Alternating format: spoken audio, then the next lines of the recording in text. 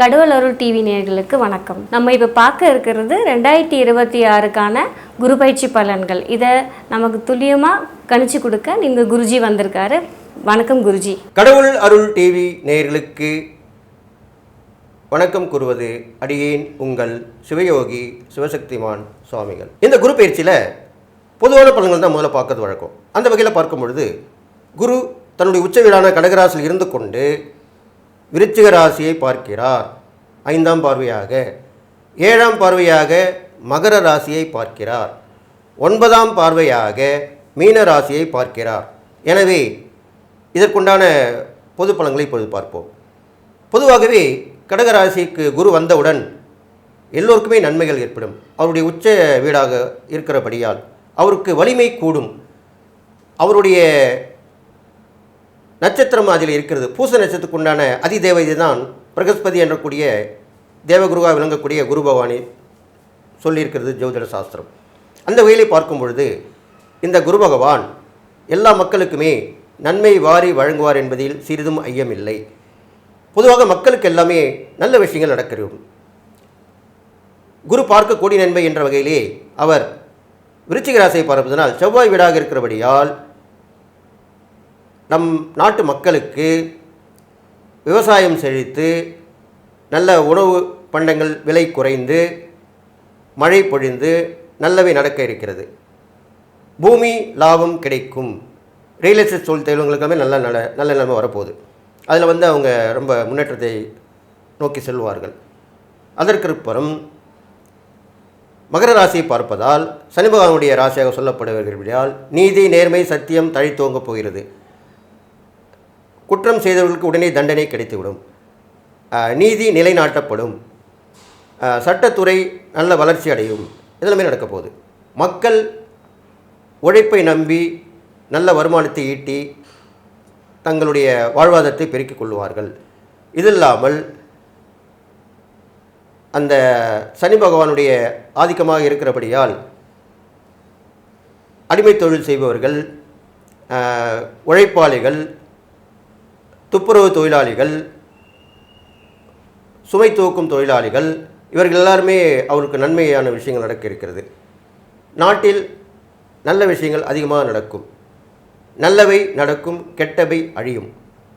இதெல்லாமே சனி பகவானுடைய ராசியை பார்ப்பதால் நடக்க இருக்கிறது. அடுத்ததாக தன்னுடைய சொந்த வீட்டையாகிய மீனராசியை பார்வையிடுகிறார். மீனராசியை பார்வையிடும் பொழுது 9ஆம் பார்வையை பார்வையிடுகிறார். அப்பொழுது மக்களுக்கு நல்ல வளர்ச்சிகள் ஏற்படும். அரசாங்கம் நல்ல வளர்ச்சி திட்டங்களை ஏற்படுத்தி மக்களுக்கு நிறைய சலுகைகளை வாரி வழங்குவார்கள். மக்களும் சந்தோஷமாக இருப்பார்கள். தீய பழக்கங்கள் அடியோடு அழிந்துவிடும். நாட்டில் ஒற்றுமை ஏற்படும். போர் நிறுத்தம் கண்டிப்பாக ஏற்படும். படிப்படியாக போர் நிறுத்தம் குறைஞ்சிடும். இப்போ நாட்டில் சண்டை நடந்துட்டுருக்கு, அதெல்லாமே குறைஞ்சிடும். இனிமேல் மதவாதிகள் ஒன்றிணைவார்கள். ஆன்மீகத்தில் இருப்ப ஒன்றிணைவார்கள். ஆன்மீகம் தழைத்தோங்கும். எல்லா மதமும் சம்மதம் என்ற நிலை ஏற்படும்.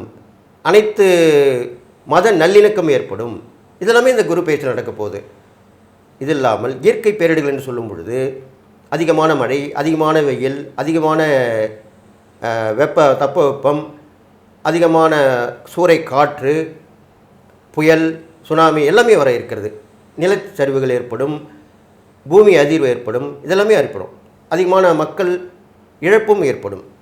போக்குவரத்து விஷயங்களிலுமே அனைத்து போக்குவரத்துகளிலுமே விபத்துகள் ஏற்பட்டு மக்களுடைய அழிவு நிர்ணயிக்கப்படும்.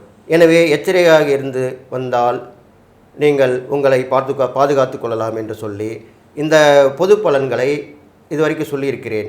இனி அடுத்ததாக 12 ராசிகளுக்கு உண்டான பலனை பார்க்க இருக்கிறோம். கணவன் மனைவி பிரச்சனை தீர, பிரிந்தவர்கள் ஒன்று சேர, தகாத உறவில் இருந்து விடுபட, செய்வினை செயலை திசை திருப்பி விட, வழக்கில் வெற்றியடைய, வியாபாரத்தில் முன்னேற்றம் பெற, எதிரிகளை உதிரிகளாக்க, பணம் பொன் பொருள் சேர 11 நாட்களில் உங்களது அனைத்து பிரச்சனைகளையும் கேரள முறையில் பிரசன்னமாக பார்த்து சரி செய்யப்படும். 20 ஆண்டுகளுக்கும் மேலான அனுபவம். அனைத்து நாடுகள் புகழ்பெற்ற கூகுள் ஜெயா டிவி புகழ் மேல்மருவத்தூர் ஞானகுரு அவர்கள் உங்களது அனைத்து பிரச்சனைகளுக்கும் தீர்வு அளிப்பார்.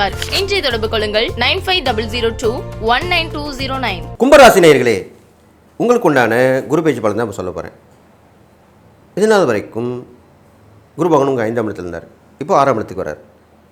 மறைவு ஸ்தானம் சொல்லுவாங்க. என்ன நடக்குமோ ஏது நடக்குமோ எதை பற்றியும் கவலைப்பட வேணாம். ஆரம்பத்தில் குரு வந்தால் என்ன கொடுப்பார்? அவர் சுபகுரு, சுபர் தானே. கடன் கேட்டதில் கிடைக்காம இருக்கும், கடன் கிடைக்கும். வழக்குகள் தள்ளி போயின்னு இருக்கும். என்னப்பா எங்கள் வக்கீல் வாய்தா போட்டுனே இருக்கார், எப்போ தான் கேஸ் முடியுன்னு தெரில. அது இப்போ முடிவுக்கு வரும். முடிவுக்கு வரலனா கூட உங்களுக்கு சாதகமான தீர்ப்பும் வந்து அமையும். இப்போ ஒரு தொகை வருதுன்னு வச்சுங்களேன், கொஞ்சம் ஒரு கஷ்டப்படுறாருப்பா, கொஞ்சம் வாங்கி கொடுத்துடலாம்னு சொல்லி வாங்கி கொடுத்து திருப்பி அகைனை வழக்கை தொடரலாம் அப்படின்னு சட்டத்தில் இடம் இருக்குது. அது மாதிரி கூட கிடைக்கும். ஒரு part of the amount, part payment சொல்கிறோம் இல்லையா, அது கூட வரும். அது இல்லாமல் எதிரிகள் தொல்லை அறவே அழிஞ்சிடும். கும்பராசியில் பிறந்தவங்களுக்கு எப்பயுமே குடைச்சல் இருந்துகிட்டே தான் இருக்கும். எதிரி தொல்லை இருந்துகிட்டே இருக்கும். ஏன்னா அவங்க திறமைசாலி. கும்ப ராசியில் பிறந்தாலும் சரி, கும்ப லக்னத்தில் பிறந்தாலும் சரி, ரொம்ப விசேஷமான பலனை பெறக்கூடியவங்க. அதுதான் ஜோதிட சாஸ்திரத்தில் கூட ஒரு விஷயம் சொல்லப்பட்டிருக்கு. சிம்மத்தான் கும்பத்தான் சம்பத்தான். சிம்ம ராசியில் பிறந்தவங்களோ, சிம்ம லக்னத்தில் பிறந்தவங்களோ, கும்ப ராசியில் பிறந்தவங்களோ, கும்ப லக்னத்தில் பிறந்தவங்களோ சம்பத்தாக வாழ்வாங்கன்னு அர்த்தம். இது பொதுவான பலன். அவங்க ஜாதகம் கிரகங்கள் நல்லா இருந்தால் கண்டிப்பாக நல்லா வந்துடும். அப்போ கும்பராசியில் பிறந்திருக்கனால உங்களுக்கு திறமைகள் இருக்கும், அது வெளியே வராமல் இருக்கும். அது இப்போ வரும். குருவுடைய பார்வை பலனால் வரும். இந்த 6ஆம் இடத்துல இருக்கும்போது எரிகள் தொல்லை குறைஞ்சிரும். அது இல்லாமல் உங்கள் ராசிக்கு 2ஆம் இடத்துல குரு பார்வை விழுது, தன வருவாய் அதிகரிக்கும், பணப்பிரச்சனை தீரும், பணப்பற்றாக்குறை தீரும், கொடுக்கல் வாங்கல் சீராகும். ஒரே தொல்லையாக இருந்திருக்கும், வாங்கின கடன் கொடுக்க முடியாமல், அதெல்லாம் கொடுத்துருவீங்க. இல்லை அட்லீஸ்ட் வட்டியாக கொடுத்துருவீங்க. வட்டி கொடுத்துரும்பா, அசல் மட்டும்தான் பிரச்சனை, அது மேலே பார்த்துக்கலாம். இப்படி எல்லாமே நடக்க போகுது. அது இல்லாமல் கும்பராசிக்கு சனி பகவான் அதிபதி. அப்போது பழமையான சிவன் கோயிலுக்கு நீங்கள் போயிட்டு வரணும். கிட்டத்தட்ட ஒரு 2000-3000 வருஷத்துக்கு கோயிலாக இருக்கும். அப்படிப்பட்ட கோயில் போயிட்டு வரணும்.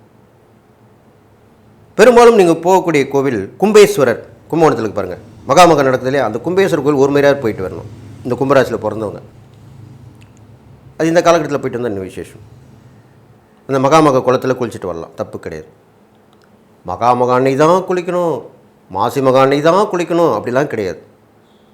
நம்ம தோஷம் தீரணும், நம்ம சாபம் தீர்க்கணும்னா அந்த மகாமக குளத்தில் எப்போ வேணாலும் போய் குளிக்கலாம், தப்பு கிடையாது. 33 கோடி தேவர்களும் குளித்த குளம் அது. குளித்துன்னு சொல்லக்கூடாது, ஸ்நானம் செய்த நீராடிய குளம் அது அப்படின்னு சொல்லப்போம். அப்போ கும்பராசியில் பிறந்தவங்களுக்கு நீங்கள் கண்டிப்பாக ஒரு முறை போயிட்டு தான் வரணும், தப்பு கிடையாது. அடுத்ததாக உங்கள் ராசிக்கு அவர் 6ஆம் இடத்தில் இருப்பதால் எதிரிகளாலேயே உங்களுக்கு பலன் கிடைக்கும். அது எப்படி? விட்டு கொடுப்பார்கள். ரொம்ப நாள் இவங்களை கஷ்டப்படுத்திடும், பாவம், நம்மளே அவங்களுக்கு எதாவது உதவி பண்ணுவோம், அப்படி செய்வாங்க. இது மாதிரி நாட்டில் நடந்திருக்கு. நான் அனுபவத்தால் ஆராய்ச்சியெல்லாம் பார்த்துருக்கேன், அதனால தான் சொல்கிறேன். இது மாதிரி எல்லாமே நடக்கும் உங்களுக்கு. அடுத்ததாக உங்கள் ராசிக்கு 12ஆம் இடத்தையும் பார்க்கிறார். அப்போ என்ன ஆகும்? கண்டிப்பாக வெளியூர் வெளிநாடு பயணம் போவீங்க. ஒன்று பயணம் போவீங்க, இல்லைனா அவங்களுடைய தொடர்பு கிடச்சி அவங்க மூலிமா தொழிலோ வியாபாரமோ பண்ணுவீங்க. இப்போலாம் நிறைய பேர் அப்படி தான் பண்ணிகிட்டு இருக்காங்க. உள்ளூரில் இருக்கிற தொழிலை விட வெளியூர் வெளிநாட்டு தொழில் ரொம்ப சிறப்பு வாய்ந்தது. இங்கே இல்லாத பொருள் அங்கே கிடைக்காது, இங்கே கிடைக்கும். அங்கே இல்லாத பொருள் இங்கே கிடைக்கும். அப்போ என்ன டிமாண்டு தானே. அப்போ அதை நீங்கள் வர்த்தகம் செய்தாலோ ஒரு பிஸ்னஸ் பண்ணாலோ நல்ல மார்ஜின் கிடைக்கும் தானே, நல்ல லாபம் வர தானே செய்யும். அது மாதிரி பண்ணலாம். பெரும்பாலும் கும்பராசிக்காரர்கள் கஷ்டப்பட்டு வாழ்க்கையில் முன்னேற்றம் அடையக்கூடியவர்கள் அப்படி தான் வருவாங்க. ஏன்னா அப்படிப்பட்ட ராசி அது. இவர்களை முன்வைத்து செய்தால் கும்பராசிக்காரங்களை முன்னிலை சொல்கிறேன் இல்லையா. இப்போ ஒரு மீட்டிங் போட்டால் என்ன பண்ணுவோம்? ஒரு தலைமை ஒருத்தர் இருப்பார், நன்றி சொல்கிறவர் ஒருத்தர் இருப்பார். இதுக்கு இடையில் முன்னிலைன்னு ஒன்று போடுவாங்க. இவரை முன் வச்சு பண்ணுறோன்னுவாங்க. அது மீட்டிங் இருந்தாலும் சரி, ஒரு குழுவாக இருந்தாலும் சரி, ஒரு ஆலயத்தில் நடக்கக்கூடிய விழாவாக இருந்தாலும் சரி, இவர் முன்னிலையில் செய்யப்படுகிறது அப்படின்வாங்க. அப்படிப்பட்ட அந்த முன்னிலை உங்களை படுத்திடலாம். யாராவது படுத்தினாங்கன்னா அவங்களும் நல்லா இருப்பாங்க, நீங்களும் நல்லா இருப்பீங்க. அவங்க நல்லா ஆகிட்டாங்கன்னா உங்களுக்கு கண்டிப்பாக உதவி தானே பண்ணுவாங்க. அதுதான் உங்கள் ராசிக்கு உண்டான குணாதிசயமே. அதுதான் செய்யணும். அப்படி செய்தால் உங்களுக்கு நன்மை நடக்கும். இது மாதிரிலாம் உங்களுக்கு நடக்க போகுது. ரெண்டாவது, தான தர்மங்களின் பார்க்கும்பொழுது ரொம்ப அவங்க முன்னுக்கே வர முடியாது, அப்படிப்பட்டவங்களாக இருப்பாங்க. அவன் இனிமேல் அவ்வளோதான்ப்பா, அவன்கிட்ட காசு பணம் இல்லை, பணபலம் இல்லை, படைபலம் இல்லை, உதவி செய்யறதுக்கு யாரும் இல்லை, அவங்க இருந்து நல்லா வரப்போகிறான், இப்படி தான் சொல்லுவாங்க. அப்படிப்பட்டவர்களுக்கு நீங்கள் உதவி செய்ய வேண்டும். நல்லா கேட்டுங்க, தான தர்மன்றது ஏழை ஏழுகளுக்கு மட்டும் பண்ணுறது தான் தான தர்மம் நினைக்காதீங்க. அப்படி ஒரு எண்ணம் இருந்தால் நீங்கள் இப்போவே நீங்கள் எரேஸ் பண்ணுங்க. ஏன்னா அடியனை போன்று அனுபவம் உள்ளவர்கள் தான் அதை சொல்ல முடியும். உங்கள் சொந்த பந்தத்திலுமே வறுமை கோட்டு கீழே யாருமே உதவி பண்ண கண்டுக்காமல் விட்டுருவாங்க. நீங்களாம் பார்த்தீங்கன்னா கண்டுபிடிச்சிடலாம் ஈஸியாக. சொந்த பந்தத்திலே இருப்பாங்க, பிச்சை எடுக்காத நிலைமையில் இருப்பாங்க, அவர்களுக்கு நீங்கள் உதவி செய்யணும். உங்கள் நட்புலேயே இருப்பாங்க, வெளியே சொல்ல மாட்டாங்க. நம்ம நட்பு கெட்டு போயிடும், நம்ம அவங்ககிட்ட உதவி கேட்டோம்னா இவ்வளோ நாள் நட்பு ஃப்ரெண்ட்ஷிப் போயிடும், இவ்வளோ நாள் ரிலேஷன்ஷிப் போயிடும் அப்படின்னு நினைப்பாங்க. சொந்தமாக இருந்தாலும் நட்பு உருவாக இருந்தாலும் நீங்கள் எப்படியே தெரிஞ்சு கண்டுபிடிச்சி அவங்களுக்கு செஞ்சீங்கன்னா அது எவ்வளோ பெரிய விஷயம். அது கண்டிப்பாக செய்யுங்க, அது பண்ணலாம்.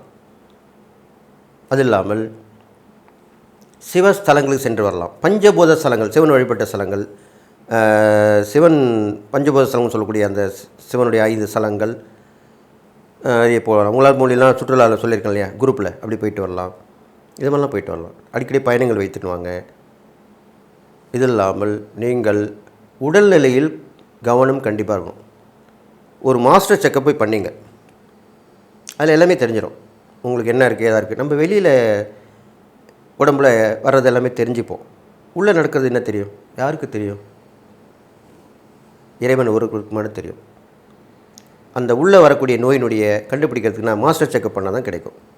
எல்லா வகையான டெஸ்ட் எடுத்து பார்த்தீங்கன்னா அது ஒன்றும் அதிகமான பைசா இல்லை. இப்போலாம் இங்கே அரசு ஆஸ்பத்திரிகளில், அரசு மருத்துவமனையில் செய்கிறாங்க. நீங்கள் வருடம் ஒரு முறை செய்தாலே போதும். அது இப்போது இந்த குரு பயிற்சிக்கு பண்ணிட்டீங்கன்னா உங்களுக்கு தள்ளி தெளிவா. அதுக்குள்ள நேரம் வந்திருக்கு, அதுதான் சொல்ல வரேன்.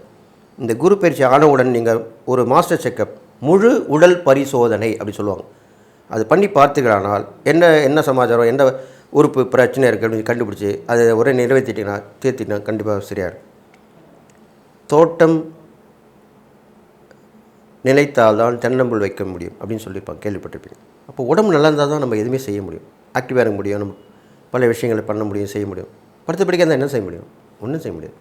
நல்லா கேட்டுங்க, ஒரு மனிதன் நல்லா இருந்தால் தான் அவன் பண வசதியாக இருந்தாலும் உடல் ஆரோக்கியமாக இருந்தாலும் தான் அவனை வந்து எல்லோரும் பார்ப்பாங்க, அவனை கூப்பிட்டு வேலை வாங்கிப்பாங்க, பணம் வந்தால் அவனை தேடி போவாங்க. ஆனால் பணமும் போய்விட்டு உடலும் சரி நெளிந்து படுத்து படிக்க இருந்தால் அவன் எவ்வளோ பெரிய ஆளாக இருக்கலாம். அரசியலில் பெரிய ஆளாக இருந்திருக்கலாம் ஒரு காலத்தில், சினிமாவில் பெரிய ஆளாக இருந்திருக்கலாம் ஒரு காலத்தில், சமூகத்தில் பெரிய ஆளாக இருந்திருக்கலாம். நாய் கூட சீண்டாத அளவுக்கு அப்படி வந்து பார்க்க மாட்டாங்க. இது உண்மையில் நடந்த விஷயம், நடக்குது, இப்போது நடந்துட்டு தான் இருக்குது. யாருமே பார்க்க மாட்டாங்க. அந்த நிலைமை உங்களுக்கு வரக்கூடாதுன்றக்காக அப்படி சொல்லின்னு வரேன். அப்போது உஷாராக இருக்கணும், முன்னெச்சரிக்கையாக இருக்கணும்.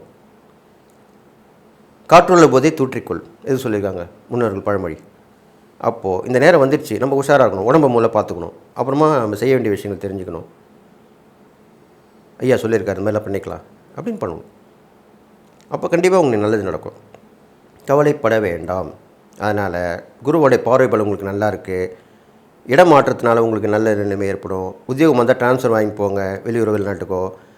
தொழிலாக இருந்தால் வேறு மாற்று தொழில் ஏற்படுங்க. இல்லைனா யார்கிட்ட நல்லவங்க இருப்பாங்க இல்லையா, உங்கள்கிட்ட எல்லாருக்குமே நல்லவங்களும் இருப்பாங்க, கெட்டவங்களும் இருப்பாங்க. அந்த நல்லவங்களை தேர்ந்தெடுத்து அவங்கள மேற்பார்வை பார்க்க சொல்லுங்கள், அவ்வளோதான்.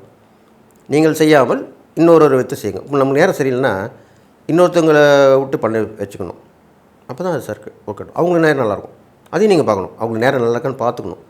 அப்போ அவங்க நல்லா இருக்கா, அப்போ நீங்கள் பண்ணுப்பா, எனக்கு பதில் நீ பண்ணு, அப்படி சொல்லலாம். இது மாதிரிலாம் பண்ணிட்டு இருந்தீங்கன்னா உங்களுக்கு இந்த கும்பராசியில் பிறந்தவங்களுக்கு நல்ல விஷயம் தான் நடக்கும். கெடுபல் கொஞ்சம் நற்பலம் ஏற்படும். இந்த குரு பயிற்சி உங்களுக்கு நிறைய அனுபவத்தை கொடுத்து நல்ல எண்ணங்களை மனசில் தோன்ற செய்து எல்லோரும் கூட நம்மளும் வாழணும், நம்ம 4 பேர் நல்லது பண்ணணும் அப்படின்ற எண்ணத்தையும் கொடுத்து எல்லோரையும் வாழ வச்சு நீங்களும் வாழ போகிறீங்க. இந்த குரு பயிற்சி உங்களுக்கு கண்டிப்பாக நல்லது செய்யும். இந்த இறைப்பறிகாலம் தான தர்மங்களை செஞ்சுட்டு வாங்க, உங்களுக்கு எல்லா வகையிலுமே ஏற்றம் ஏற்பட போகிறது. அடுத்து வரும் கிரக நிலைகள் உங்களுக்கு நல்ல பலனை தர காத்து இருக்கிறது. எப்பயுமே நல்லா கேட்டுங்க, நம்ம பூமியே தான் சுற்றிட்டு இருக்கு. பூமி நிற்கதா? இல்லை, சுற்றிட்டு தான் இருக்குது. கிரகங்கள் நிற்கதா? இல்லை, சுற்றிட்டு தான் இருக்குது. எல்லாமே சுற்றிட்டு தான் இருக்குது. அப்போ இரவும் வரும், பகலும் வரும், இன்பம் வரும், துன்பம் வரும், வெற்றி வரும், தோல்வி வரும், எல்லாமே அப்படி தான். அப்போது தோல்வியாக இருந்தால் வெற்றி வரக்கூடியதுக்கு காத்துக்கிட்டுருங்க, தப்பு கிடையாது. இப்போ கிரகம் சரியில்லைனா அடுத்து வர கிரகம் நல்லா இருக்க போகுது. இப்போவே நம்ம வாழ்க்கை அஸ்தமனம் போச்சு, இதோட அவ்வளோதான் அப்படிலாம் நினைக்கவே கூடாது. எப்பவுமே துவண்டு விடக்கூடாது. இதுதான் எங்களை மாதிரி ஒரு சொல்லுங்க உங்களுக்கு கொடுக்கக்கூடிய ஆலோசனை. அதனால் கும்பராசிக்காரர்களுக்கு இந்த குரு பயிற்சி எல்லா வகையிலுமே உங்களுக்கு ஏற்றம் கொடுக்கவில்லையானாலும் ஏற்றத்துக்குண்டான பலனை கொடுத்து பின்வரும் காலங்களிலே நீங்கள் நல்ல நிலைமைக்கு கண்டிப்பாக வந்து விடுங்கள். கடவுள் அருள் டிவியை பார்த்தமைக்கு நன்றிகள். மேலும் இது போன்ற தகவல்களை தெரிந்து கொள்ள கடவுள் அருள் டிவியை சப்ஸ்கிரைப் செய்யுங்கள். மறக்காமல் பெல் ஐக்கானை கிளிக் செய்யுங்கள். கணவன் மனைவி பிரச்சனை தீர, பிரிந்தவர்கள் ஒன்று சேர, தகாத உறவில் இருந்து விடுபட, செய்வினை செயலை திசை திருப்பி விட, வழக்கில் வெற்றியடைய, வியாபாரத்தில் முன்னேற்றம் பெற, எதிரிகளை உதிரிகளாக்க, பணம் பொன் பொருள் சேர 11 நாட்களில் உங்களது அனைத்து பிரச்சனைகளையும் கேரள முறையில் பிரசன்னமாக பார்த்து சரி செய்யப்படும். 20 ஆண்டுகளுக்கும் மேலான அனுபவம், அனைத்து நாடுகள் புகழ்பெற்ற கூகுள் ஜெயா டிவி புகழ் மேல்மருவத்தூர் ஞானகுரு அவர்கள் உங்களது அனைத்து பிரச்சனைகளுக்கும் தீர்வு அளிப்பார். இன்றைய தொடர்பு கொள்ளுங்கள் 9500219209.